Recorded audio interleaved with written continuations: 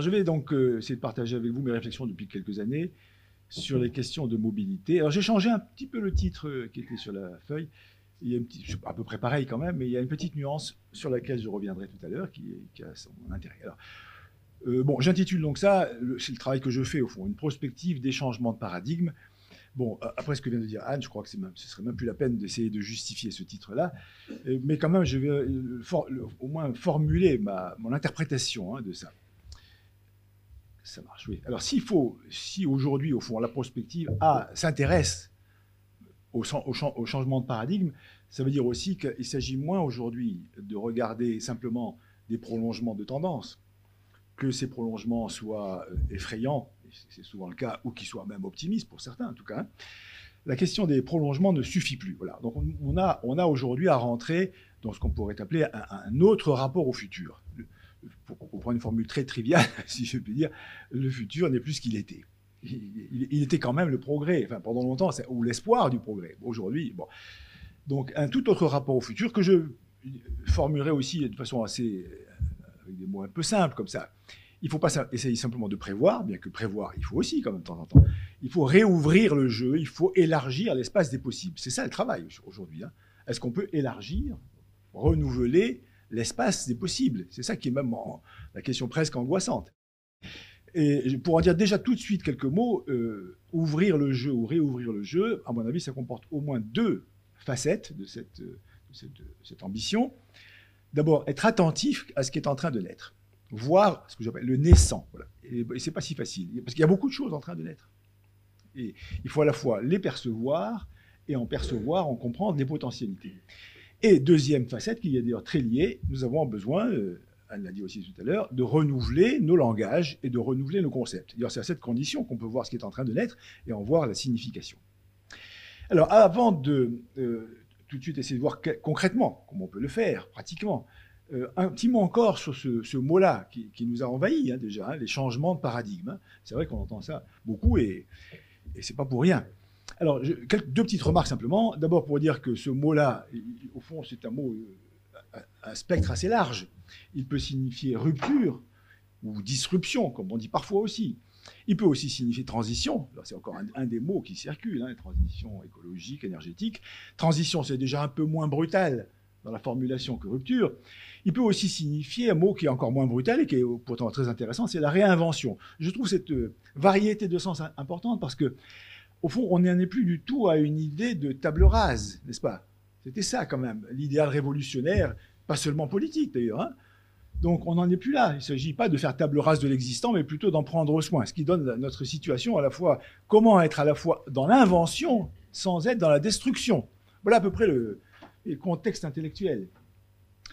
Alors, deuxième petite remarque, c'est qu'un changement de paradigme, ça a toujours deux aspects encore. C'est à la fois un changement dans les faits, un changement dans la réalité, les choses changent ou vont changer, et c'est aussi un changement dans les têtes, un changement dans nos représentations, un changement dans nos concepts, un changement dans les significations que nous donnons aux choses. Et c'est important de voir ces deux aspects, parce qu'il arrive souvent que le changement dans les faits précède le changement et souvent dans les têtes, et parfois inversement. Donc le travail de prospective, c'est regarder ça, ces décalages dans les changements, c'est ça, étudier le changement. C'est pour ça que j'ai changé un peu mon titre, si je peux dire. C'est pas seulement les paradigmes nouveaux qui nous intéressent, c'est le changement de paradigme. D'ailleurs, c'est pour ça que j'aime bien parfois utiliser le mot anglais, paradigm shift. Le mot shift dit bien ça, quoi. C'est la variation, le glissement. Et parfois, je me permets aussi des petites abréviations pseudo-mathématiques. Le delta P, vous savez, delta, c'est le petit symbole qui veut dire écart, différentiel, différence. C'est les delta P qui nous intéressent. C'est les changements de paradigme. C'est ça qu'il faut essayer d'attraper. Si on veut comprendre à la fois ce qui se passe et ce qui peut se passer. Alors, cette prospective des changements de paradigme, je vais vous en livrer tout de suite, si je peux dire, la méthode générale.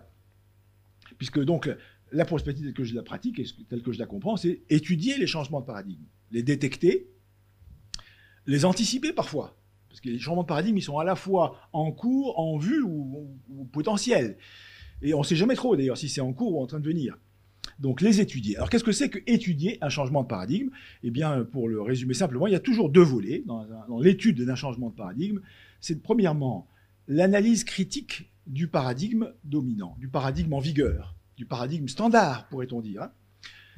bon, voilà. Et c'est une partie très très importante. Paradoxalement, c'est presque la partie la plus importante de la prospective. Comprendre dans quel paradigme nous vivons, si je peux dire. Qu'est-ce qui instruit nos façons de penser. Donc, et l'analyse critique, c'est-à-dire donc non seulement en prendre conscience, mais regarder le processus d'obsolescence du paradigme. Les paradigmes aussi peuvent devenir obsolètes, donc comprendre le devenir obsolète des paradigmes dominants. Ils ne sont pas forcément tous obsolètes. Hein, le passé n'est pas mauvais. Hein, je veux tout de suite écarter ça. Il ne s'agit pas de dire que le passé, c'est pas bien. Non. Donc, premièrement, analyse critique du paradigme standard, disons.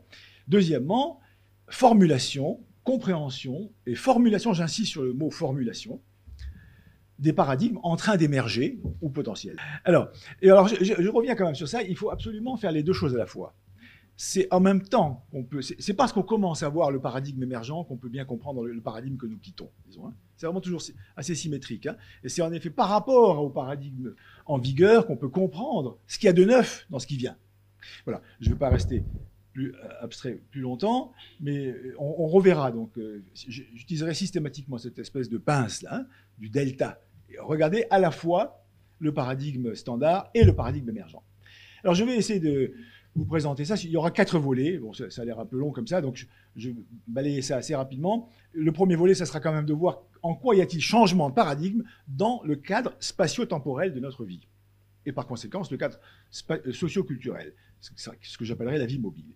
Deuxièmement, voir quel changement de paradigme y a-t-il dans les outils, les modes de transport, les services, dans l'innovation elle-même. Troisièmement, j'aborderai la question des valeurs et je finirai par dire quelques mots simplement sur quel changement de paradigme dans les politiques publiques. C'est très important, en particulier ici, mais partout. Bon, ça, c'est d'ailleurs le plus difficile. Donc, je ne ferai qu'en dire quelques mots. Alors, on va commencer tout de suite par le cadre spatio-temporel. Je peux résumer tout mon propos par cette petite phrase. C'est précisément cette mobilité dont nous parlons. Il faut tout de suite se dire que la mobilité, ça n'est pas une activité particulière, spécifique, comme le transport ou le déplacement. Non. La mobilité, c'est ou c'est en train de devenir notre mode de vie. Ce n'est pas une chose, ce n'est pas un morceau de notre vie. C'est en train de devenir notre mode de vie. Et cette évolution, ce passage de la mobilité à mode de vie est au cœur de beaucoup des transformations globales, systémiques, numériques, écologiques, etc. Voilà à peu près le résumé en une phrase de mon propos. Maintenant, je vais essayer de le préciser, de le détailler et d'en voir les conséquences. Donc nous passons, voilà une autre formulation, voilà le delta P, du paradigme du transport au paradigme de la mobilité. Et ça n'a rien à voir. Enfin, ça a à voir, mais c'est c'est vraiment un changement de paradigme. Hein. Ce n'est pas un changement de vocabulaire. Alors j'ai mis ici une image parce que c'est une photographie. C'est le moment où je l'ai compris. Ouais, parfois, c'est bien de se rappeler le jour où on a compris. Enfin, le jour où j'ai compris que la mobilité, c'était pas du tout le transport. C'était un autre paradigme.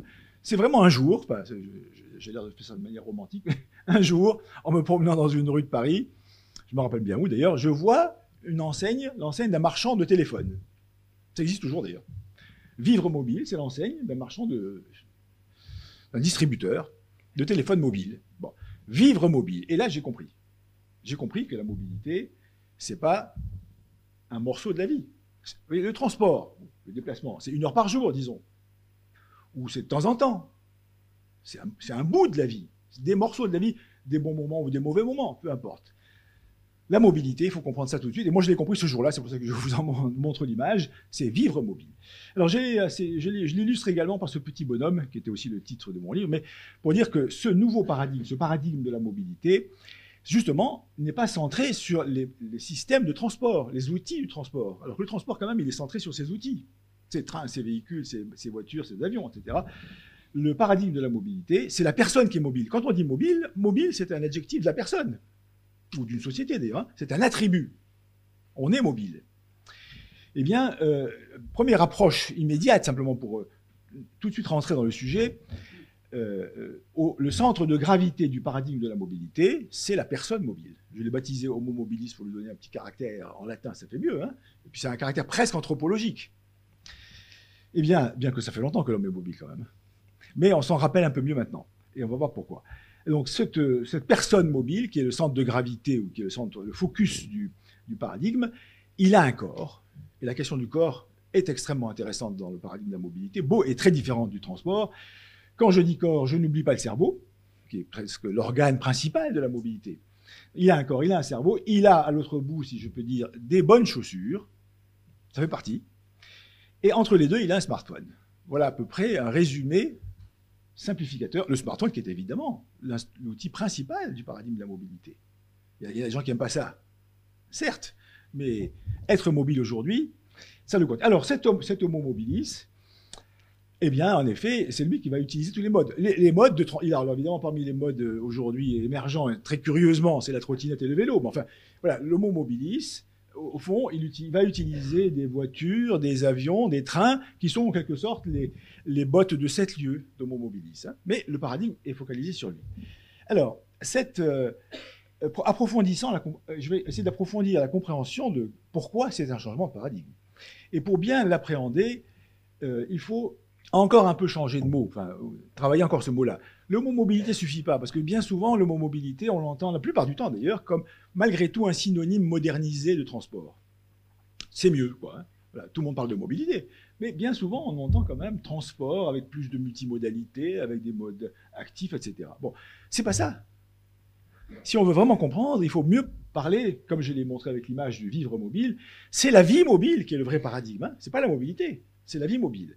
Alors, si on essaie de bien saisir en quoi il y a un delta P, là, en quoi la vie mobile, c'est un autre paradigme, ma petite méthode, si je peux dire, c'est de voir c'était quoi l'ancien ou le paradigme standard qui fait contraste. Et à celui-là, je lui donne un nom, puisque la prospective, ça consiste à donner des noms. C'est presque l'activité principale. Donc, le paradigme que nous quittons, on ne le quitte pas encore, en vérité, hein, on y est encore. Alors, je vais donner un nom. Il n'y a pas de nom, curieusement. Il n'y a pas un nom, parce qu'on n'a pas conscience. Nous n'avons pas conscience des paradigmes dans lesquels nous vivons. Voilà, ce sont nos évidences. Alors, le paradigme standard, qui n'est pas un paradigme du transport, c'est un paradigme de l'organisation de la vie sociale. Je lui ai sonné ce petit sobriquet, si je peux dire, qu'il n'est pas très très joli, mais enfin, il est même un peu froid. Je l'appelle la vie postée. Comme on disait autrefois, le travail posté.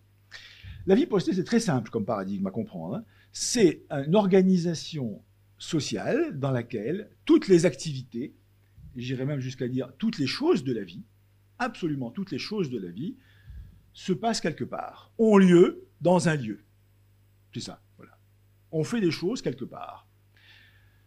Et ce lieu est fixe. Alors voilà, je travaille au bureau ou à l'usine, j'étudie à l'école, etc., etc. Toutes les choses de la vie ont lieu dans un lieu. Et ce lieu, il est fixe de 3 manières. Il est fixe géographiquement parlant, c'est quelque part. Il est fixe fonctionnellement parlant, je travaille au bureau. C'est fait pour ça, et pas pour autre chose. Je ne m'amuse pas au bureau, en principe. Vous voyez, donc, et troisième fixité, qui est moins facile à toujours illustrer, c'est la fixité symbolique. L'école, c'est la laïcité, etc. Ça a du sens, ça a de l'histoire. On a 3 fixités. J'insiste sur celle-là parce qu'on va voir que la mobilité peut jouer sur l'un ou sur l'autre de ces critères. Alors, de ce paradigme-là de la vie postée, ou fixée, si vous voulez, découle le transport. Le transport n'est qu'une conséquence de ça. Le transport, puisque la vie se passe en A et en B. Toute la vie se passe en A et en B. Eh bien, il faut aller de A à B, c'est le transport. Ça explique aussi pourquoi le transport n'a aucun intérêt. Parce que la vraie vie se passe en A et en B. Comme A et B ne sont pas au même endroit, malheureusement pour certains, il faut y aller. Ça explique aussi pourquoi le temps de transport est un temps perdu. Puisque le vrai temps, il est en A et en B. Mais ça, le scénario est très simple à comprendre. Donc ça, c'est la vie postée. Et le transport est simplement une conséquence, ou tout simplement une partie de ce paradigme. Eh bien, nous passons à la vie mobile. La vie mobile, c'est très simple aussi. C'est la défixation. Puisque la vie postée, c'est la fixité ou la fixation de l'activité et du lieu, couple. Eh bien, je défixe. Et donc, je peux travailler sur des roulettes, dans le train. Je peux travailler dans un lieu qui n'est pas un lieu de travail, au bistrot, voilà, etc., etc., etc. Donc, défixation du rapport entre le lieu et l'activité, c'est ça la mobilité. C'est ça la vie mobile. On verra qu'il y a d'autres défixations du rapport entre le temps et l'activité, et il y a même d'autres défixations encore plus dramatiques, si je peux dire, des fixations des identités, y compris des identités humaines. Bon, alors ce passage, ce changement de paradigme, ce passage à la vie mobile a des conséquences énormes, y compris sur des choses fondamentales qui sont notre relation à l'espace et au temps. C'est une petite révolution de l'espace et du temps. Je dis ça de temps en temps aussi pour dédramatiser. C'est pas la première. L'invention de la montre, qui est d'ailleurs en train de disparaître, Eh bien, pas touche, sauf les deviens de luxe maintenant.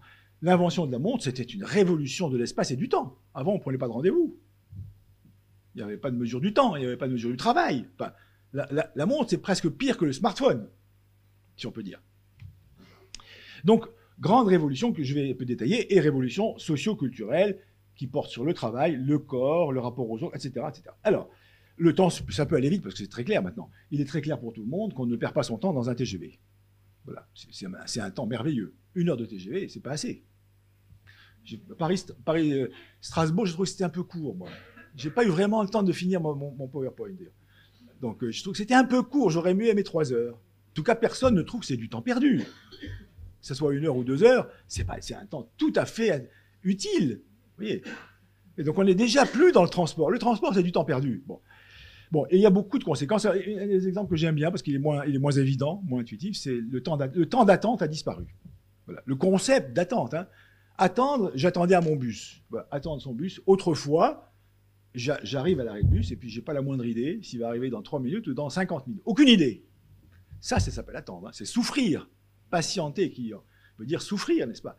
Maintenant, je sais que le bus va arriver dans 5 minutes, 10 minutes ou une demi-heure. Comme je sais, d'abord, je peux m'asseoir, ou si je peux pas m'asseoir, d'abord, ce que je fais, je vais prendre mon smartphone et faire mon courrier, évidemment. Hein. Bon, je peux m'occuper, je peux me distraire, je peux changer d'avis, je peux prendre un vélo, etc., etc. Je ne suis plus aliéné. Donc, l'attente a disparu. Ça devient un temps de transition. Vous voyez le changement de vocabulaire. Je passe de temps d'attente, qui fait partie du paradigme du transport, à temps de transition, qui fait partie du paradigme de la mobilité, et qui n'est pas une perte de temps. La vie mobile est faite de transitions. Il n'y a que des transitions. Vous voyez le changement. Et du coup, on commence à voir, à comprendre, même avec ce petit exemple-là, que la différence entre être mobile et être immobile est en train de s'estomper. Ça a l'air énorme de dire ça comme ça. Mais déjà, avec cet exemple, on le perçoit, on peut commencer à avoir des formules aussi bizarres que habiter la mobilité. Hein. Je ne veux pas démontrer ça, je l'indique à travers ces exemples-là. Bon, je prends l'exemple de la croisière, c'est pas le meilleur, mais au moins comme illustration, la croisière, c'est un peu bête, je trouve, mais c'est en tout cas une façon de s'amuser en voyageant. Donc, ce qui montre que voyager n'est pas nécessairement du temps perdu, évidemment. Alors, j'ai pas le temps, évidemment, c'est le cas de le dire, de développer ça, mais le rapport au temps est en train de se transformer prodigieusement. On peut même parler un jour de produire du temps. Ça a l'air tout à fait bizarre comme formule. Hein. Surtout, on est à une époque où on a l'impression de ne pas avoir de temps. C'est un paradoxe de notre époque. Hein. La phrase que je trouve une des plus symptomatiques de notre temps, c'est « la journée n'a que 24 heures ». Et on est triste, enfin, on est accablé. On est accablé par ça. Mais comment ne pas voir que c'est un paradigme ça. C'est nous qui avons inventé ça, évidemment. On a inventé la prison dans laquelle nous sommes. Bon. C'est un paradigme, et les paradigmes, c'est fait pour changer. Enfin, ça peut changer. Donc, et si ça se trouve, on est là. Un changement de ce rapport au temps qui peut aller jusque-là. Non pas à supprimer les 24 heures, mais à s'en sortir de cette idée que le temps est une marchandise fixe. Alors, je ne développe pas. Le rapport au lieu, c'est presque aussi énorme que le rapport au temps. Dans le paradigme standard, le lieu, c'est A et B, si je peux dire. Hein. Donc, les lieux sont donnés avant le déplacement. D'ailleurs, le mot déplacement est parfait. Déplacement, aller de place en place. Voilà. C'est l'ancien paradigme. La mobilité, c'est pas le déplacement. La mobilité, c'est je suis un être de mouvement. De temps en temps, je m'arrête. Le lieu, c'est où je m'arrête. Le lieu, c'est où je suis, même à la limite. Le lieu, c'est où je rencontre un autre. C'est peut-être ça la meilleure définition. C'est l'intersection de trajectoires. Bon, moi, je prends cette image-là parce que m'a toujours fasciné. C'est le ravitaillement en vol de 2 avions à 10 000 pieds d'altitude. Bon, oui, fascinant quand même. Hein. C'est un rendez-vous. C'est le rendez-vous dynamique par excellence. Mais on n'a pas besoin d'aller si loin. Le rendez-vous mobile ou le rendez-vous dynamique, aujourd'hui, on fait ça tous les jours avec notre téléphone, évidemment. Hein. Tu es où, tu es où, tu es où, et voilà, on se croise. Hein. On n'a plus besoin de donner le lieu pour fixer un rendez-vous. C'est stupéfiant. Le lieu, c'est la résultante de nos mouvements, et non pas ce qui commande le mouvement. Oui, le renversement complet, ça c'est un changement de perspective et de paradigme.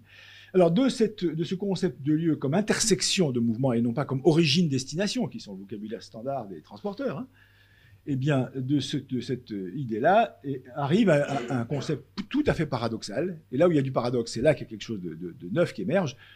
J'appelle ça, moi, le lieu mobile. Bon, ce qui ne veut rien dire. Hein. Ça ne veut rien dire et pourtant ça veut dire beaucoup. Parce que lieu, en principe, le lieu, par définition, c'est fixe. C'est notre image traditionnelle de qu'est-ce qu'un lieu. Bon. Eh bien, cette expression-là, lieu mobile, est en train de devenir réalité, évidemment. Là encore, les faits précèdent les pensées. il y a des mobilhomes depuis longtemps. On est envahi par des food trucks. Enfin bon, des exemples de trucs sur roulettes. Mais alors, ça pullule. Il y a des opérabus, il y a des discobus. Enfin bon, c'est des petits exemples, hein, c'est juste de petites illustrations. Il y a du surfing. Bon, ce serait une longue histoire de parler du surfing, qui est une très très bonne figuration de la mobilité contemporaine. Et puis, il y a la fameuse voiture autonome qui fait parler d'elle longtemps avant d'apparaître. Voiture autonome, c'est très intéressant parce que la voiture autonome sera un lieu. Bon, pour en dire un petit mot, mais et pas un véhicule. Et d'ailleurs, j'en avais parlé une fois, il y avait un colloque, c'était à Nantes, je crois, sur le stationnement. Je suggérais l'idée qu'avec les voitures autonomes, si elles arrivent un jour, on va voir apparaître le stationnement mobile, qui est une pure contradiction dans les termes. Hein. Bon, mais il n'y a aucune raison pour que les voitures autonomes stationnent. Hein. On ne voit pas pourquoi elles stationneraient. Donc on pourra parler de stationnement mobile, ce qui ne veut rien dire, mais qui va peut-être supprimer un gros problème des villes, n'est-ce pas? Les villes, le stationnement, si on dit aux maires des villes qu'il n'y a plus de problème de stationnement, on va être heureux. Bon. Bon. Alors c'est pas pour tout de suite, mais c'est les concepts. Le concept de stationnement appartient au paradigme du transport, encore une fois. Alors vous voyez, on change de paradigme, ça ne veut pas dire que d'un coup de baguette magique tout change, mais on est en train d'aller dans ce genre d'orientation, en tout cas peut-être.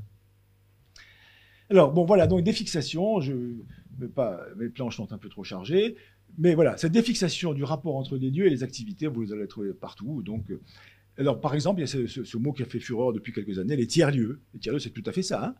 Un tiers-lieu, c'est un autre genre de lieu, qui en fait tout simplement appartient à la vie mobile. C'est les lieux de la vie mobile, les tiers-lieux. Hein. C'est en chemin, en route, c'est ni A ni B. Le A et le B, autrefois, c'est-à-dire maintenant, c'était domicile-travail. C'est ça que ça veut dire. Hein. Les motifs principaux de transport, domicile-travail. Le tiers-lieu, c'est ni domicile ni travail. Voilà. C'est quoi? Comme on ne sait pas ce que c'est, on l'appelle tiers-lieu. Bon, ça ne veut rien dire, tiers-lieu. C'est tout simplement pour indiquer qu'on a affaire à d'autres genres de lieux, qui sont les lieux de la vie mobile, tout simplement. C'est les stations de la vie mobile. Bon. Parmi les... Je m'amuse à rajouter quelques illustrations pour montrer les paradoxes, si je peux dire. Hein. Les défixations, c'est l'agriculture urbaine. L'expression agriculture urbaine, bon, elle vaut ce qu'elle vaut, mais enfin, c'est une tendance, c'est en tout cas des expériences. Hein. Bon, normalement, ça veut rien dire aussi. Hein. Normalement, on avait, dans le paradigme de la vie standard, il y avait la ville et la campagne. Et l'agriculture, c'est à la campagne. Bon, ça se brouille. Il y a un moment donné, il y avait un projet d'autosuffisance alimentaire de Manhattan, ce qui est tout à fait ridicule comme idée. Mais enfin, c'est au moins des désirs, puisqu'on veut manger local aussi. Hein. Bon. Vous voyez, illustration pour dire on est dans ce changement profond du rapport aux lieux. Que sont les lieux? Alors, pour illustrer ça aussi, c'est le rapport du mouvement et du territoire. Je vais là encore une fois m'appuyer sur la distinction des deux standards, des deux paradigmes. Hein. Dans le transport, ça consiste au fond à traverser le territoire. Voilà. L'idéal du transport, c'est la fluidité, la vitesse, le site propre, c'est le tunnel, c'est l'autoroute qui passe à travers. C'est au fond, l'autoroute, c'est l'idéal du transport. Le train, le métro, c'est pareil. La mobilité, pour prendre une autre image, c'est plutôt d'épouser le territoire. Alors mon image, elle est un peu idyllique, là, la petite route qui serpente, mais c'est la métaphore. La mobilité, elle aime le territoire. C'est une caresse du territoire. Enfin, je suis un peu trop lyrique là, mais vous voyez. Alors que le transport, c'est traverser, au sens percer un tunnel. Alors ce rapport intrinsèque, si vous voulez, entre le territoire et la mobilité, on peut le voir aussi aujourd'hui dans cette véritable mode, hein, qui est les villes marchables, enfin la walkability, hein, la marchabilité, c'est pas très joli comme mot, mais enfin, c'est une tendance très intéressante. Et ce qui est assez drôle, au fond, c'est qu'on a parfois l'impression, en écoutant ce qui se passe, ou les colloques en tout cas, que désormais la modernité urbaine, c'est la marchabilité. Mais c'est presque un renversement. Une bonne ville, c'est une ville où on peut vivre à pied, en gros. On peut faire une grande partie de ces... Bon. Donc, alors il y a aussi les villes cyclables. Il y a même un baromètre des villes cyclables, je suis sûr que Strasbourg doit être bien noté. Mais donc, vous voyez les nouvelles significations territoriales, c'est un territoire pensé avec la mobilité. Et c'est un grand changement. On n'en est plus à simplement dire, il y a le territoire et les transports et comment les marier. Ça, c'était le transport encore. On a désormais à penser un territoire avec sa mobilité. La mobilité est consubstantielle au territoire. Ce n'est pas une chose qu'on ajoute et qu'on articule. La ville marchable est intéressante. Elle est définie par la marchabilité. Elle est conçue par la marchabilité. Alors, poursuivons encore un peu avec la vie mobile, le principe de la vie mobile. Donc, son principe, comme je l'ai déjà suggéré, c'est assez simple. C'est que toutes nos activités peuvent être exécutées en mode mobile. Bon. pour prendre cette formule-là. On peut tout faire en mode mobile. Voilà. Ça peut nous plaire ou ne pas nous plaire. Encore une fois, je ne suis pas en train de dire que c'est bien ou pas bien. Il y a du bien et du pas bien, en vérité. Hein. Alors, c'est les tiers-lieux, c'est le coworking, le co-living. Bon, les exemples sont innombrables, d'ailleurs. Hein. Bon, il y a non seulement... Alors, peut-être qu'en effet, le plus intéressant sur le plan d'organisation sociale, c'est le travail.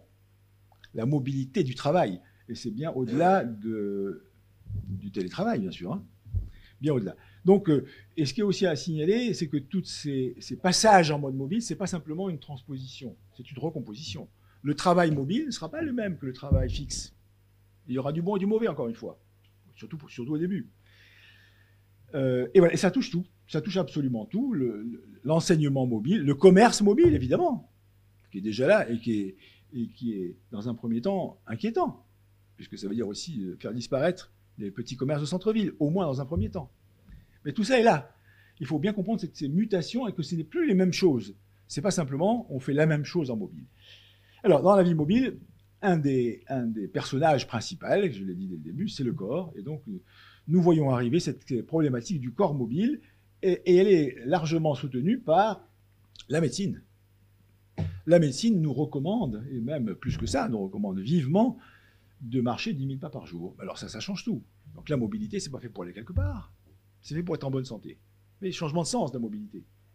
La mobilité, c'est un facteur non seulement de santé corporelle et de santé psychique. On pourrait même dire que la mobilité devient un facteur de développement personnel. Donc ce n'est pas la peine de faire du yoga, de la méditation, etc.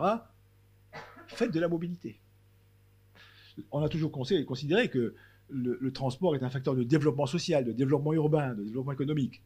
Rajoutons le développement personnel, ça donne une autre signification. Alors il faudrait rajouter à ces rapports de la mobilité aussi au sensoriel, à l'expérience du corps, à l'esthésie, qui est l'inverse de l'anesthésie, à l'esthétique, à l'expression de soi. On a la chance qu'en français, marche et démarche viennent du même mot.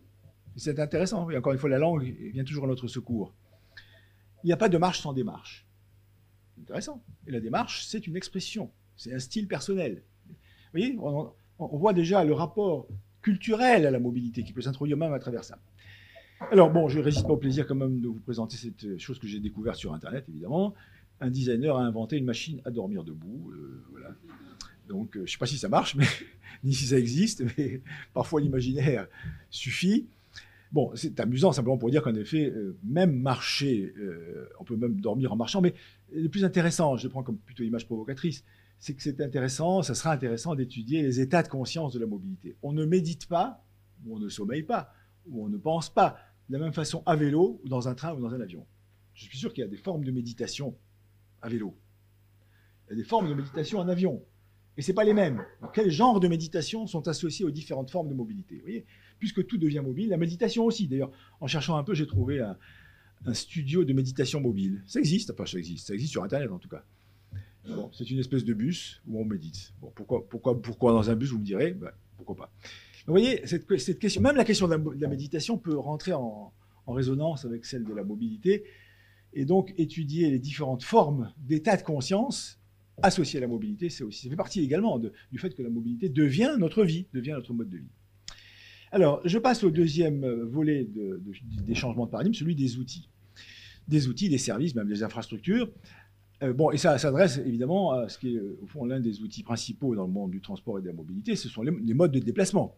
Donc, en effet, on voit des changements importants et des changements de paradigme aussi, qui, pour l'instant, s'abordent en termes de multimodalité, et de multimodalité généralisée, hein, avec une grande variété, d'intermodalité, et je rajoute ce terme-là que je préciserai, de transmodalité. Hein. On va voir apparaître aussi cette drôle de notion-là. Bon, et tout ça, en fait, et c'est très important, c'est pas simplement des innovations, c'est de l'innovation dans l'innovation. C'est là qu'il y a changement de paradigme. On innove autrement. C'est pas seulement qu'on innove. On innove de la manière d'innover. Alors, non seulement apparaissent beaucoup de formes d'hybridation, beaucoup de formes de recréation et de responsabilité, mais je signale, c'est le petit mot en bleu là, je n'ai pas le temps d'en parler beaucoup, mais il y a des recherches, y compris très théoriques actuellement, qui visent à, au fond, dépasser cette espèce de contraste, de contradiction qu'il y a entre l'innovation et la tradition, qui font partie quand même de notre habitude de penser. En général, un innovateur, ce n'est pas quelqu'un qui respecte les traditions. Voilà, c'est à peu près ça notre idée. Et même on recommande d'y aller. hein, de casser les codes. Vous voyez, tout ce vocabulaire que nous avons. On a tout un vocabulaire pour dire un innovateur, c'est quelqu'un qui prend pas de gants avec les traditions, au contraire. Bon. Eh bien, cette idée-là est en train d'être dépassée, y compris sur un plan de réflexion très théorique. On parle aujourd'hui de patrimoine créatif, par exemple. Hein. Bon, je ne peux pas aller beaucoup plus loin, mais il y a des gens qui font des théories très sophistiquées sur ces sujets-là. Et évidemment, ça va très bien quand même avec notre époque. On a besoin d'être innovant. Ça ne veut pas dire qu'il faut mépriser ou ne pas respecter ce qui existe. Et même bon, vous voyez, c'est très important. Alors, sachez en tout cas qu'il y a des ressources, y compris théoriques, pour commencer à aborder ces choses-là, pour dépasser ce qui est pour nous une espèce de contradiction naturelle. Alors, donc, quelques exemples. Donc, de ces différentes formes, de ces nouvelles conceptions de l'innovation. Donc, j'ai parlé de réutilisation, c'est le recyclage, enfin, etc. Donc, il y a beaucoup de formes aujourd'hui. Ces formes-là sont à la fois des formes, disons, assez douces, réutilisation, réinvention synergique, très, très importante, mais ça peut aller jusqu'à non seulement l'hybridation, mais des quasi-transmutations. J'ai souligné le mot trans, parce que c'est au fond le mot de l'époque. Nous avons du transgénique, que ça nous plaise ou pas, et il y en aura de plus en plus, à mon avis. Il y a du transgenre, ben, voilà, il y a ça. Il y a du transhumain, que ça nous inquiète ou pas. Bon, et que ça nous inquiète ou pas, ça fait partie, au fond, hein, à la fois des imaginaires, et pas seulement des imaginaires de notre temps. Donc, c'est tout ça, les nouveaux paradigmes de l'innovation, avec ces porteurs à la fois d'inquiétude et peut-être d'horizons nouveaux, d'espaces nouveaux. La prospective, ce n'est ni optimiste ni pessimiste. Enfin, c'est plutôt optimiste, quand même. Mais ce n'est pas pour dire que ce qui est en train de se présenter est bien. Il y a du potentiel de bien ou de mal. Mais on a intérêt à élargir le spectre. C'est surtout ça, la prospective. Élargir le spectre. Et regarder, en tout cas. Alors, donc... les changements de paradigme, en tout cas, ce sont des ruptures conceptuelles, et je vais aborder ça sous l'angle des fixations, ce mot est un peu compliqué, des transformations, des changements dans l'identité des objets. Alors, l'exemple que je trouve le plus frappant et le plus clair de la défixation ou de la crise d'identité, on pourrait presque dire, des objets, c'est bien sûr le fameux smartphone que nous avons tous dans la poche, et qui est quand même, si vous voulez faire un jour l'exercice de définir un smartphone, vous allez voir, c'est très difficile. Il a tellement de fonctions qui s'en rajoutent sans arrêt. Et d'ailleurs, qui peut dire quelles seront les fonctions du smartphone dans 5 ans ou dans 10 ans? Qui peut dire la forme qu'il aura? Est-ce qu'il sera dans mes lunettes, dans ma peau? Enfin, ouais. Donc c'est un objet absolument insaisissable. Et en y pensant, je me suis dit que la seule chose de très claire qu'on pouvait dire, de très précise qu'on pourrait dire d'un smartphone, c'est que ce n'est pas un téléphone. Voilà, ça on peut le dire. Et il faut le comprendre. Il faut bien comprendre que le smartphone, ça n'a rien à voir avec un téléphone. Ça n'a rien à voir avec ce sympathique et débonnaire objet en bakélite noir que certains ici ont connu, comme moi, qui a l'air d'être déjà une espèce d'archéologie. Hein. Bon, ça n'a rien à voir. Non seulement c'est pas le même objet, mais il y en avait un par maison. Enfin bon, mais c'est pas le même modèle économique, c'est pas le même modèle sociologique. Enfin, ça n'a rien à voir. On peut quand même téléphoner avec un smartphone, de temps en temps. Bon, alors j'ai isolé cette formule parce que je trouve que c'est très représentatif de la situation. Ceci n'est pas un téléphone. Alors je me suis amusé à mettre le fameux tableau de Magritte, hein, que vous avez reconnu. Ceci n'est pas une pipe. Je pense que Magritte était un visionnaire à sa façon. Il n'y a pas que les pipes qui ne sont pas des pipes, si je peux dire. Aujourd'hui, le ceci n'est pas est une règle, enfin c'est une petite formule que vous pouvez appliquer à beaucoup de choses, énormément de choses, hein, et qui illustre le fait que nous sommes dans cette crise d'identité, non seulement des objets, mais des humains. Qu'est-ce qu'un homme, qu'est-ce qu'une femme, etc. Vous voyez.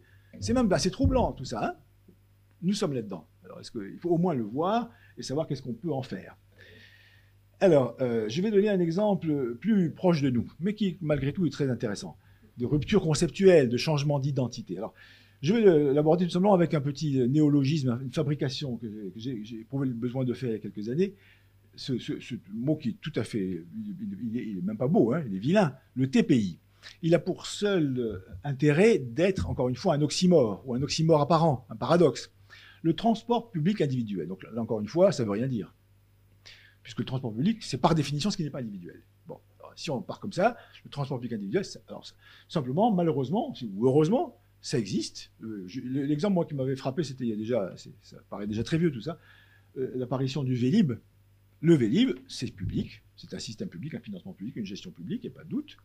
Et puis on ne peut pas quand même contester que c'est quand même individuel. C'est mes jambes et je vais où je veux. Bon. Donc qu'est-ce que le Vélib? Et puis il y en a beaucoup d'autres. Hein. non seulement les autos libres, les autopartages, enfin, c'est innombrable. Donc, on assiste à l'émergence d'une forme qui ne rentre pas dans nos catégories. Voilà. Et c'est ça qui est intéressant en prospective. Et comme on ne le nomme pas, on ne le pense pas. Donc, on croit que le Vélib, c'est un vélo en libre service. Pas du tout. C'est quelque chose qui transgresse nos catégories de pensée. Et comme nous ne le... Alors, donc, il faut, la prospective, encore une fois, ça consiste à nommer les choses impensables. Elles ne sont impensables que parce qu'elles ne sont pas nommées. C'est tout. Dès qu'on l'a nommé, c'est pensable. Donc, je nomme ça TPI. Et j'ajoute d'ailleurs que le TPI est très probablement l'une des formes émergentes, puissantes de l'organisation des transports. Ce qui nous amène à penser que le TP pur ou les TI purs, c'est des formes en voie d'obsolescence.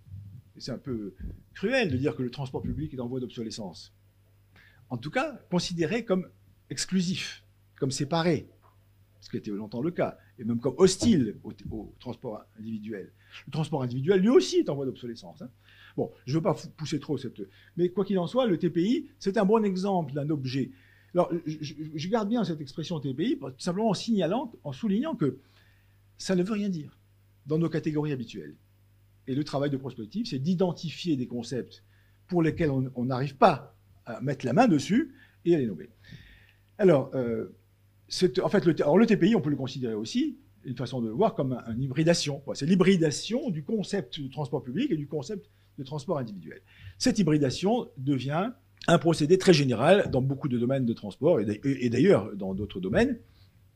Personnellement, celui qui m'avait le plus frappé, c'est d'ailleurs comme ça que j'avais commencé, c'est en observant l'hybridation du bus et du métro. Comme je suis un ancien de la RATP, évidemment, ça m'intéressait beaucoup de voir comment ces deux espèces, c'est presque des espèces biologiques, hein, le bus et le métro, hein, surtout quand vous regardez sur le plan professionnel et socio-professionnel, la culture ferroviaire, la culture routière, enfin, ça n'a absolument rien à voir. Ce pas les mêmes réflexes, ce pas les mêmes métiers. Enfin, comment on peut hybrider ça?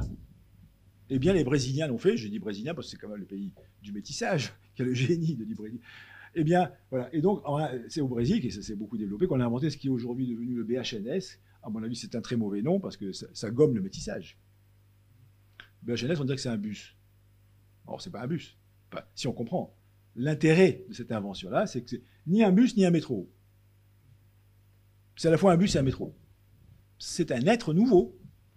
Bon, mais ça, c'est bon pour le plaisir. Au Brésil, au début de cette invention, ils appelaient ça le Surface Subway. C'est quand même magnifique comme contradiction, n'est-ce pas? C'est trop beau pour être vrai. Hein, et pour ça, c'est bon. Voilà. Et donc, je m'amusais à faire des conférences en disant ceci n'est pas un bus. Bon, voilà, pour au moins jouer avec ça. Et c'est important de savoir que c'est pas un bus. Parce que si vous ramenez ça à un bus, même à haut niveau de service, c'est que vous n'avez pas compris ce qui se passe. Vous croyez que c'est de l'amélioration, de l'optimisation. Non, c'est de la création radicale d'objets conceptuels nouveaux. Autre exemple, qui est un de mes chouchous, si je peux dire, c'est le pédibus. Bon, vous connaissez, c'est magnifique. Le nom le dit tout d'ailleurs, c'est une hybridation du piéton et du bus, et c'est vraiment très joli. Bon, je ne veux pas prendre de temps pour le développer, mais vous le connaissez, c'est vraiment une invention extraordinaire, qui a beaucoup d'intérêts économiques, médicaux, enfin tout ce qu'on voudra. Et c'est un soft bus, etc. Alors, un petit mot quand même sur la voiture et l'automobile. Hein. Certains veulent croire qu'on va aller vers le zéro automobile ou la mort de... Bon, moi, je ne crois pas du tout. Pas du tout. Simplement, l'automobile de demain n'a rien à voir avec l'automobile d'hier. C'est tout. C'est déjà assez. Mais il ne s'agit pas de tuer l'automobile. L'automobile est en train de changer en grande profondeur. Alors, j'illustre un peu en quoi l'automobile peut être complètement différente. Et en quoi ça va, en quoi on est en train déjà d'assister à des commencements de changement de paradigme au sens fort du terme. Ça va sur deux plans. Le premier plan, au fond, c'est le TPI. Hein. Voilà, l'automobile de demain, c'est un TPI. Bon. Pour le dire de manière un peu plus précise sur l'automobile, et encore pour respecter ma petite règle de travail, à savoir quel est le paradigme ancien. Le paradigme ancien de l'automobile, c'est pas du tout un moteur avec un châssis et 4 roues. C'est pas ça une automobile. Hein. Non, ça c'est la carcasse. C'est pas ça le concept automobile au XXe siècle. Le concept automobile au XXe siècle, je vais lui donner un petit nom, je l'appelle le PCV, ou 1P, 1C, 1V. Un propriétaire, un conducteur, un véhicule. Voilà. C'est ce qu'on appelle l'auto-solo, si on veut, hein, mais il faut rajouter le troisième. 1P, 1C, 1V. Voilà le paradigme. Hein. C'était ça l'automobile, c'est encore ça pour une part. C'est quoi le nouveau paradigme qui est en train d'émerger? C'est NP, NC, NV, ou si on veut, X, enfin, ça a l'air un peu du charabia mathématique, XP, XC, Y, C, Z, bon, voilà. Bref, et X, Y, Z peuvent valoir 1, 2, 3 ou 0. Oui, vous pouvez jouer, hein, faire toutes les combinatoires. C'est ça l'automobile. Vous voyez le changement profond. On a automobile à plusieurs conducteurs, à plusieurs propriétaires, ou à zéro propriétaire, etc. Changement complet de paradigme.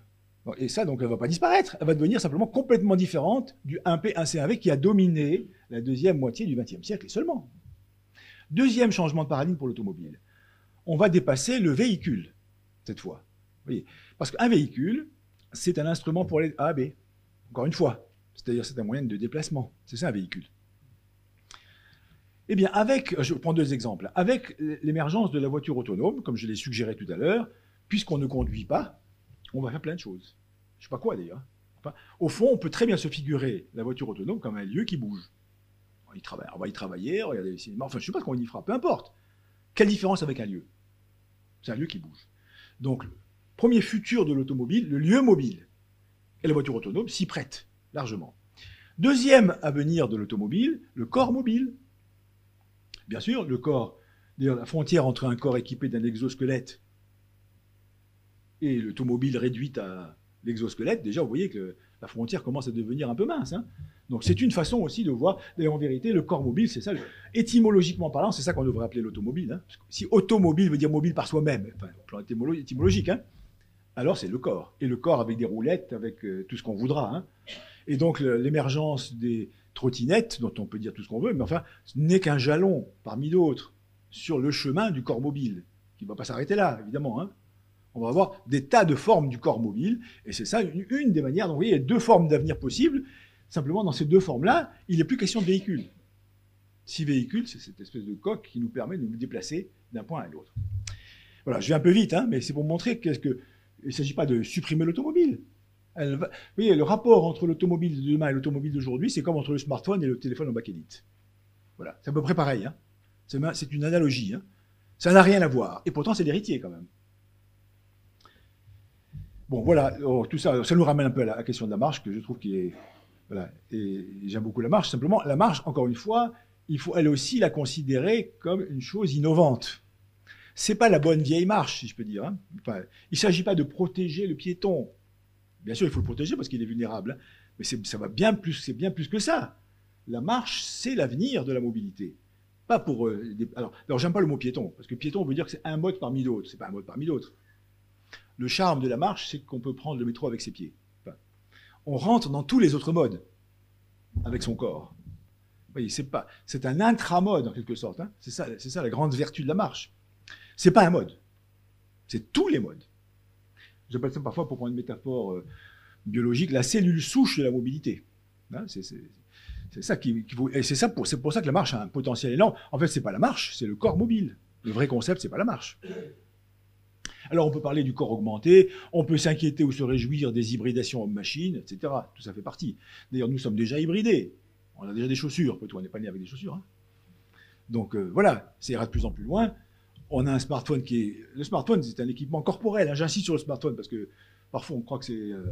Non, le smartphone fait partie de notre corps déjà. Il est dans ma poche. Il n'y a rien de plus près de moi que mon smartphone. C'est presque envahissant. Et puis, je rajoute encore une chose pour montrer que cette hybridation a commencé depuis longtemps. Le vélo. Je vous ai mis l'image là parce qu'elle est assez amusante. Le mot vélo, il vient, comme vous savez, de vélocipède. Vélocipède, à l'origine, ça ne voulait pas dire la machine, c'était l'homme. Vélox bipède.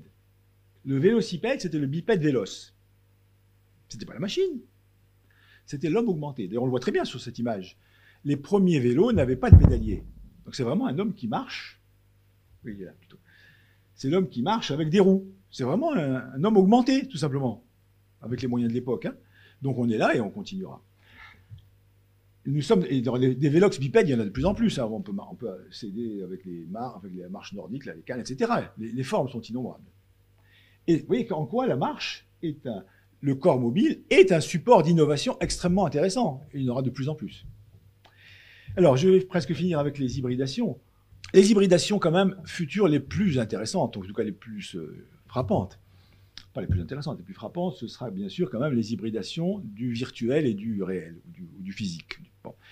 Alors, je vais illustrer simplement ça par deux petits exemples, pas anecdotiques, mais qui ne sont pas pile dans la mobilité des personnes, hein, mais quand même.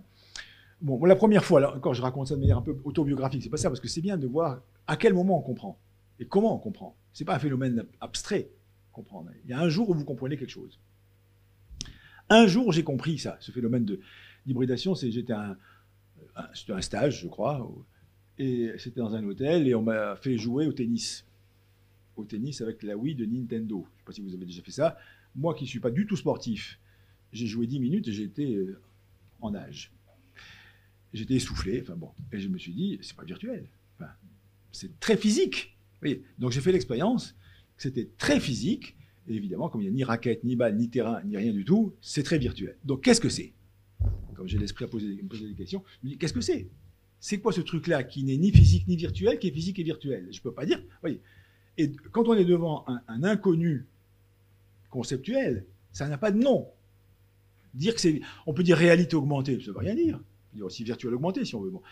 Donc je me suis dit, ça premièrement, ça nous donne une petite image de la mobilité hybridée par le numérique. Bon, c'est une mobilité pas au sens du déplacement, mais et comme on est toujours en manque de mots en prospective, toujours en manque de mots. Et donc je me suis imaginé qu'un jour on verra apparaître des services de Wii mobilité. Alors je prends le Wii, hein, WII, c'est un drôle de mot, mais dans le numérique il y a souvent des redoublements de voyelles.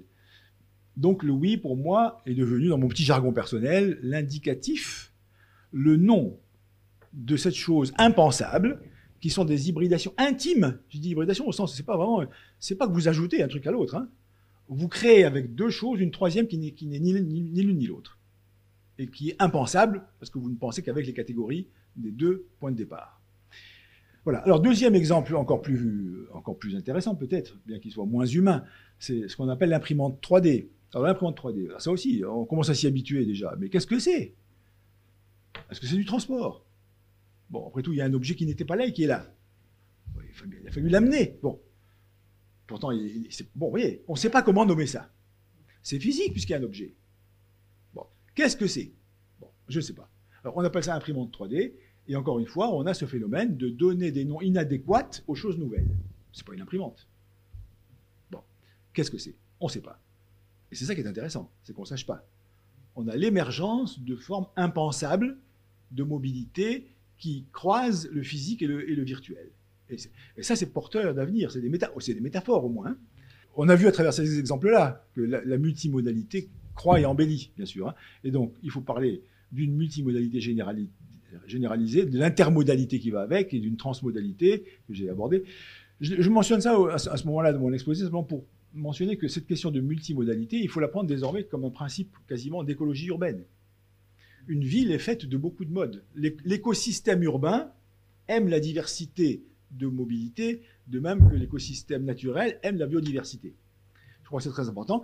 Ça m'amène à faire des espèces de prédictions, si on peut dire, ce n'est pas des prédictions d'ailleurs. Autrefois, c'est-à-dire il y a 20 ans, 15 ans, il y avait 4 ou 5 modes dans une ville. Du bus, du métro, du tramway, quoi. Et puis la voiture, et puis voilà. Maintenant, on en a je ne sais pas combien, et il faut s'attendre à ce qu'il y ait 40, 50 modes. Des rapides et des lents, des collectifs et des croisements de collectifs et d'individuels, et des croisements de virtuel et de réel. Donc il y a une invention modale extraordinaire aujourd'hui. La diversité modale est en train d'exploser. Alors, je passe à mon troisième volet que je vais aborder plus rapidement, qui est le changement dans les valeurs. Bon, alors je dis valeur dans un sens large, qui est à la fois valeur économique et valeur sociale. Et là encore, je vais opposer mes deux paradigmes. Hein. Dans le paradigme du transport, au fond, la valeur est assez simple à définir. Bon, si on veut le dire en un mot, c'est vite et loin. Voilà, ça se mesure en, j'appelle ça d'ailleurs, comme j'aime donner un nom, la valeur transit. La valeur transit, ça se mesure en kilomètres et kilomètres heure, et voyageurs kilomètres. Vite, loin et beaucoup. Voilà ce qui mesure, en gros, la puissance d'un système de transport. Évidemment, vous pouvez rajouter des critères, hein, la fiabilité, la sécurité, le confort, tout ce qu'on veut, le prix. Hein. Mais enfin, les valeurs dominantes, c'est celle-là, vite et loin. Donc la signification, c'est le flux, la fluidité, franchir des distances, arriver à bon port le plus vite possible. Et vous voyez, encore une fois, je ne suis pas en train de dire que c'est mal, ça. Hein. C'est bien. Évidemment que c'est bien. Traverser les territoires sans frottement, sans contact. Ça va avec. Le paradigme de la mobilité, c'est pas du tout ça. Ce qui ne veut pas dire que ça s'oppose à ça. C'est pas mal d'arriver à bon port. Mais ça ne suffit pas. Ce n'est qu'un aspect des valeurs de la mobilité. Le première d'ailleurs chose qu'on peut dire des nouvelles valeurs de la mobilité, ce sont des valeurs plurielles et multiples. Il y a beaucoup de valeurs différentes, y compris les valeurs du transport en font partie. Aller vite, c'est peut-être bien dans certaines circonstances. S'il s'agit d'arriver à l'hôpital, ben, évidemment qu'il faut aller vite. Bon. Donc, la vitesse n'est pas un mal. Je ne fais pas l'éloge de la lenteur, moi. Hein. Non, je ne dis pas lenteur contre vitesse. La vitesse, c'est bien, à un certain moment. Il faut faire le bilan, combien ça coûte. Enfin, ça a sa place, la vitesse. Mais une place. C'est tout. Ça ne sera plus la valeur unique et dominante. Ce sera une valeur parmi d'autres, et il y en aura beaucoup d'autres, des valeurs. Et on va équilibrer, composer, arbitrer entre ces différentes valeurs. Donc je liste un peu les valeurs. Alors j'appelle ça, moi, globalement, la valeur reliance. Bon, c'est un mot qui veut dire à la fois créer des liens, mais qui a une signification un peu plus large. J'en liste au moins 4 catégories de valeurs de reliance. Premièrement, la première qui est tout simplement créer des liens, entretenir des liens, la rencontre, l'accessibilité, la découverte, ce petit mot amusant de sérendipité, hein, qui veut dire découvrir des choses qu'on ne cherchait pas. Bon. Voilà, donc première signification, hein, c'est le lien, créer des liens, entretenir des liens. Deuxième signification, qu'on a déjà vu, je ne fais que résumer ce que j'ai dit un peu tout à l'heure, c'est la mobilité comme expérience vécue, comme expérience sensorielle, comme expérience psychosensible, comme de méditation par exemple. Il y a de l'esthétique, il y a une expérience relationnelle, une expérience territoriale, c'est faire l'expérience d'un paysage par exemple, hein, qui est très important. Troisième dimension, la mobilité comme soin. Donc soin de soi. Alors soin, ça se traduit en anglais le care, qui est une des notions intéressantes aussi, hein, parce qu'on peut prendre soin non seulement de soi, de son propre corps, mais des autres et de sa planète. Ça fait partie. La mobilité, ça peut soigner. La mobilité, c'est comme une caresse. Bon, c'est un peu trop érotique peut-être. Enfin, la mobilité, ça peut soigner un territoire. D'ailleurs, c'est fait pour ça. On a pris l'idée que le transport est plutôt une espèce de viol du territoire. Non, la mobilité, ça fait du bien au corps et aux autres et à un territoire. Et l'éco-responsabilité qui va avec. Bon. Et enfin, le quatrième, que je vais développer un tout petit peu, parce que je trouve que c'est peut-être celui qui est le plus prospectif, c'est la mobilité qui a du sens. La mobilité comme fait culturel. La mobilité même comme art de vivre. Là, je vais un peu loin, mais voilà. Alors, je vais juste donner une petite exemple de ça, parce que ça me paraît, c'est pas pour dire que c'est le principal par rapport aux autres, hein, mais c'est peut-être celui qui est un peu plus devant nous encore. Alors pour développer cette idée un peu trop jolie peut-être, hein, de l'art de vivre mobile, hein, parce qu'il ne s'agit pas de dire que, oui, encore une fois, je veux éviter les malentendus. Si je plaide pour la mobilité, c'est pas pour dire qu'il faut bouger de plus en plus. Pas du tout. La mobilité, c'est pas l'agitation. La mobilité, c'est pas le transport. Ça se mesure pas en kilomètres, c'est même l'inverse. Presque. Alors pour l'illustrer avec une analogie, puisque la méthode de l'analogie me paraît très intéressante pour faire penser à des choses qu'on n'a pas l'habitude, je vais jouer avec faire un petit rapprochement entre deux choses qui apparemment n'ont rien à voir, qui est la mobilité et l'alimentation. Je m'appuie sur ça, sur la rime, si je peux dire, du manger et du bouger. Voilà, deux mots qui riment bien, n'est-ce pas? D'ailleurs, je ne l'ai pas inventé, puisqu'il y a un programme national qui s'appelle Manger, bouger. Je ne sais pas si vous avez déjà vu ça. Manger, bouger, c'est surtout pour dire quand vous avez fait un bon repas, il faut faire de l'exercice. Hein. C'est ça que ça veut dire quand même. Bon. Mais moi je ne vais prendre pas dans ce sens-là, mais en profitant de la rime, si je peux dire. Hein. Alors, voir qu'est-ce qu'on peut apprendre de ce rapprochement entre le manger et le bouger. Et on peut apprendre des choses, à mon avis, intéressantes. Le manger comme le bouger sont tous les deux c'est un fait humain fondamental. C'est biologiquement fondamental, évidemment. Et c'est profondément culturel. Alors ça se voit très bien dans le manger. On voit très bien que le manger est une chose biologique, évidemment, et très culturelle, et que la liste des attributs, la liste des qualificatifs de qu'est-ce que c'est que le manger, la fonction manger, est extrêmement riche et extrêmement intéressante. Bien sûr qu'il y a de la science, il y a de la technologie, il y a même de l'industrie, même trop parfois. Il y a de l'économie, il y a de l'écologie, bien sûr, il y a tout ça à la fois. Hein, mais il y a également des saveurs, des couleurs, de la convivialité, du rituel, des traditions plurielles et de la création, bien sûr. Il y a c'est l'enfance, c'est l'atavisme, enfin, oui, il y a de la mémoire, il y a de la vie sociale, il y a de l'histoire, il y a de la géographie. Oui, tout ce que représente la fonction du manger. Eh bien, ce que je voudrais suggérer, c'est que ça pourrait être pareil pour le bouger. Oui, en tout cas, dans le manger, il est clair qu'on ne peut pas se contenter de raisonner en kilogrammes et kilocalories, même si c'est très important, surtout pour ceux qui n'en ont pas. À la fois, il y a ceux qui manquent de kilocalories et de kilogrammes, mais évidemment que le manger non seulement dépasse ça, mais on peut pas se passer de saveur, au fond. Eh bien, je fais l'analogie, hein, de même que le kilogramme et le kilocalorie ne suffisent pas, le kilomètre et le kilomètre-heure ne peuvent pas résumer la mobilité. C'est très appauvrissant. Ramener la mobilité au transport, c'est un appauvrissement terrible. C'est comme si on ramenait la nourriture à des kilocalories. Alors, si je suggère cette analogie-là, c'est parce que ça peut nous inspirer des choses. On sait que quand même, on est dans une situation paradoxale avec la nourriture. C'est qu'il y a des gens qui n'ont pas de quoi manger à leur faim, et puis il y a de l'obésité. Bon, curieux paradoxe. Et on sait aussi de mieux en mieux que pour lutter contre l'obésité, les régimes draconiens ne marchent pas très bien. Et d'abord, ils sont douloureux. Et donc, il y a au moins une tendance, je ne sais pas si elle est suffisamment réaliste, mais je la trouve au moins sympathique, que pour lutter contre l'obésité, il faudrait plutôt réapprendre le goût, réapprendre la régularité des repas, réapprendre la convivialité, réapprendre les valeurs culturelles au sens large de la mobilité, de l'alimentation. Et donc, que la culture soit un moyen de lutte contre l'obésité, je trouve que c'est au moins une belle image, une belle idée. Alors, pourquoi ne pas appliquer ça ailleurs, hein? Vous savez qu'on a déjà inventé à partir de l'obésité l'infobésité. Je suggère d'inventer la mobésité. L'obésité de la mobilité. Hein. Et on est là.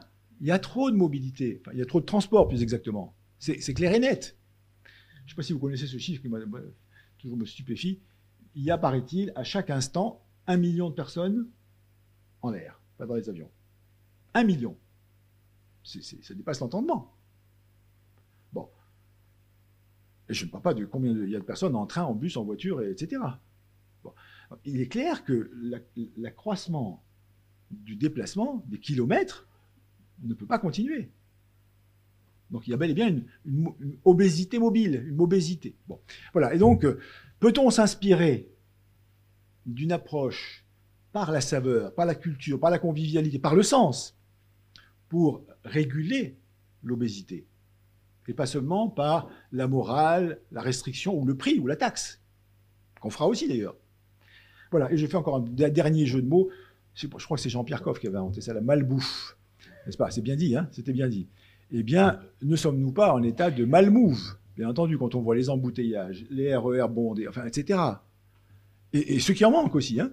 Nous sommes dans la malmove et peut-être qu'après tout, on peut s'inspirer. Alors, ça simplement pour dire qu'on peut d'une part, d'abord, s'inspirer d'un domaine dans l'autre et que deuxièmement, la dimension culturelle est peut-être intéressante et que, au fond, un horizon que je trouverais intéressant, c'est d'essayer de voir comment peut-on développer, en France, peut-être qu'on est bien placé, j'espère, un art de vivre de la mobilité. Faire de la mobilité un art de vivre et non pas simplement une industrie. D'ailleurs, ce n'est pas opposé.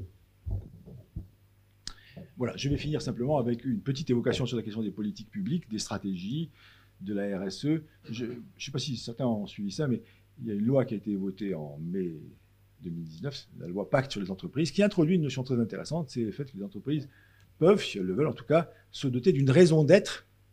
C'est un mot curieux, hein, mais assez joli quand même. Une raison d'être qui dépasse, qui justement leur permettrait, juridiquement parlant, d'aller au-delà de l'objectif qui est juridiquement fixé aux entreprises, qui est d'accroître la richesse au profit des actionnaires. C'est ça les entreprises aujourd'hui. Hein. La raison d'être devrait leur permettre, et donc, de poursuivre d'autres buts, de faire du bien à la société, de faire du bien à l'environnement. Bon, donc je mets ça parce que ça fait partie quand même des éléments dans la fresque un peu dramatique de l'Anthropocène. De temps en temps, il y a des petites choses. Donc, réfléchir à que serait, alors simplement pour finir dans le fil de mon propos, que seraient des politiques publiques avec un changement de paradigme, hein, qui va dans le sens de cette question de mobilité. Eh bien, je résumerai ça simplement en disant, il s'agit de passer d'abord de la politique. Alors déjà, on ne dit plus politique de transport. Vous avez fait un Grenelle des mobilités. Il y a 15 ans, vous auriez fait un Grenelle du transport. N'est-ce pas? Bon. Donc déjà, on commence à dire, c'est pas transport, c'est mobilité. Bon.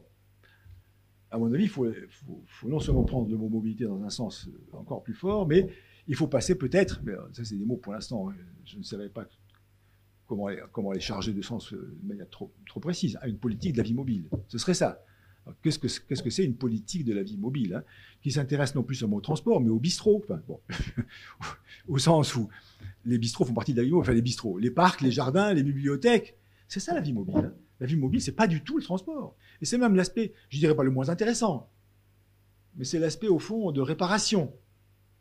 Une vie mobile, bien sûr qu'elle aurait besoin de transport et de bus et de métro, hein, mais elle touche à tout. Les bancs publics, enfin, beaucoup de choses. Les revêtements de sol, rendre la marche voluptueuse. Ce serait ça, vous voyez. Donc, une politique de la vie mobile serait sans doute un... D'ailleurs, c'est déjà en partie un peu le cas, bien entendu. Hein, mais je pense qu'aujourd'hui, ça pourrait être ça. Et évidemment, ce genre de politique ne peut se faire que par co-construction, évidemment. Hein, puisque ce n'est pas un seul acteur, ce sont tous les acteurs. Par nouveaux critères. Et voilà, j'étais assez bavard de votre attention.